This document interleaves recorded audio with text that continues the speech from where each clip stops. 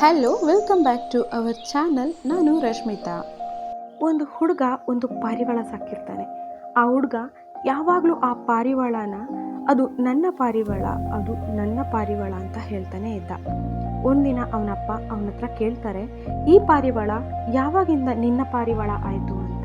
ಆವಾಗ ಆ ಹುಡುಗನಿಗೆ ಏನು ಹೇಳಬೇಕು ಅಂತಾನೆ ಗೊತ್ತಾಗಿಲ್ಲ. ಮತ್ತೆ ಅವನ ಅಪ್ಪ ಹೇಳ್ತಾರೆ, ಮತ್ತೆ ಯಾಕೆ ಅದನ್ನು ಕೂಡಿ ಹಾಕಿದ್ಯಾ ಅಂತ.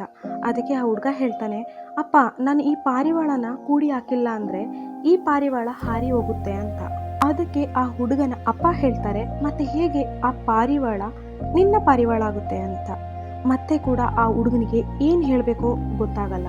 ಅದಕ್ಕೆ ಆ ಹುಡುಗ ಕೇಳ್ತಾನೆ, ಅಪ್ಪ ಹಾಗಾದರೆ ನಾನೇನು ಮಾಡಲಿ ಇವಾಗ ಅಂತ. ಅದಕ್ಕೆ ಆ ಹುಡುಗನ ಅಪ್ಪ ಹೇಳ್ತಾರೆ, ಒಂದ್ಸಲ ಆ ಪಾರಿವಾಳನ ಗೂಡಿಂದ ಆಚೆ ತೆಗಿ ಅಂತಾರೆ. ಸರಿ ಅಂತ ಹುಡುಗ ಪಾರಿವಾಳನ ಗೂಡಿಂದ ಆಚೆ ತೆಗಿತಾನೆ. ಅಷ್ಟರಲ್ಲೇ ಪಾರಿವಾಳ ಹಾರಿ ಹೋಗುತ್ತೆ. ಅದಕ್ಕೆ ಅವನ ಅಪ್ಪ ಹೇಳ್ತಾರೆ, ಇವಾಗ ಅರ್ಥ ಆಯ್ತಾ ಅಂತ. ಹುಡುಗ ಸ್ವಲ್ಪ ಬೇಸರದಲ್ಲಿ ಅಲ್ಲೇ ನಿಂತಿರ್ತಾನೆ. ಸ್ವಲ್ಪ ಸಮಯದ ನಂತರ ಆ ಪಾರಿವಾಳ ಹಾರಿ ಬಂದು ಅವನ ಹೆಗಲ ಮೇಲೆ ಕುತ್ಕೊಳ್ಳುತ್ತೆ. ಈ ಪುಟ್ಟ ಕಥೆಯಲ್ಲಿ ಏನು ಅರ್ಥ ಆಗುತ್ತೆ ಅಂದರೆ, ಅದು ನಿನ್ನದಾಗಿದ್ದರೆ ಅದು ಎಲ್ಲೇ ಹೋದ್ರೂ ಮತ್ತೆ ನಿನ್ನ ಹತ್ರ ಬಂದೇ ಬರುತ್ತೆ.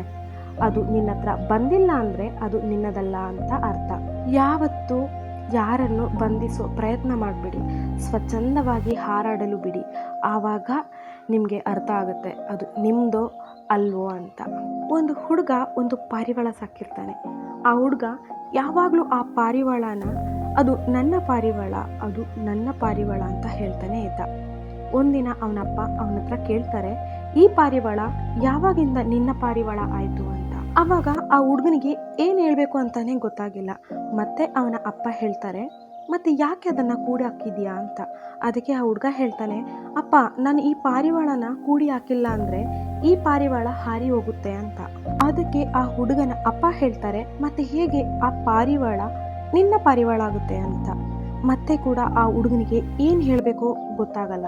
ಅದಕ್ಕೆ ಆ ಹುಡುಗ ಕೇಳ್ತಾನೆ, ಅಪ್ಪ ಹಾಗಾದರೆ ನಾನೇನು ಮಾಡಲಿ ಇವಾಗ ಅಂತ. ಅದಕ್ಕೆ ಆ ಹುಡುಗನ ಅಪ್ಪ ಹೇಳ್ತಾರೆ, ಒಂದ್ಸಲ ಆ ಪಾರಿವಾಳನ ಗೂಡಿಂದ ಆಚೆ ತೆಗಿ ಅಂತಾರೆ. ಸರಿ ಅಂತ ಹುಡುಗ ಪಾರಿವಾಳನ ಗೂಡಿಂದ ಆಚೆ ತೆಗಿತಾನೆ. ಅಷ್ಟರಲ್ಲೇ ಪಾರಿವಾಳ ಹಾರಿ ಹೋಗುತ್ತೆ. ಅದಕ್ಕೆ ಅವನ ಅಪ್ಪ ಹೇಳ್ತಾರೆ, ಇವಾಗ ಅರ್ಥ ಆಯ್ತಾ ಅಂತ. ಹುಡುಗ ಸ್ವಲ್ಪ ಬೇಸರದಲ್ಲಿ ಅಲ್ಲೇ ನಿಂತಿರ್ತಾನೆ. ಸ್ವಲ್ಪ ಸಮಯದ ನಂತರ ಆ ಪಾರಿವಾಳ ಹಾರಿ ಬಂದು ಅವನ ಹೆಗಲ ಮೇಲೆ ಕುತ್ಕೊಳ್ಳುತ್ತೆ. ಈ ಪುಟ್ಟ ಕಥೆಯಲ್ಲಿ ಏನು ಅರ್ಥ ಆಗುತ್ತೆ ಅಂದರೆ, ಅದು ನಿನ್ನದಾಗಿದ್ದರೆ ಅದು ಎಲ್ಲೇ ಹೋದ್ರೂ ಮತ್ತೆ ನಿನ್ನ ಹತ್ರ ಬಂದೇ ಬರುತ್ತೆ. ಅದು ನಿನ್ನ ಹತ್ರ ಬಂದಿಲ್ಲ ಅಂದರೆ ಅದು ನಿನ್ನದಲ್ಲ ಅಂತ ಅರ್ಥ. ಯಾವತ್ತೂ ಯಾರನ್ನು ಬಂಧಿಸೋ ಪ್ರಯತ್ನ ಮಾಡಬೇಡಿ, ಸ್ವಚ್ಛಂದವಾಗಿ ಹಾರಾಡಲು ಬಿಡಿ. ಆವಾಗ ನಿಮಗೆ ಅರ್ಥ ಆಗುತ್ತೆ ಅದು ನಿಮ್ಮದೋ ಅಲ್ವೋ ಅಂತ.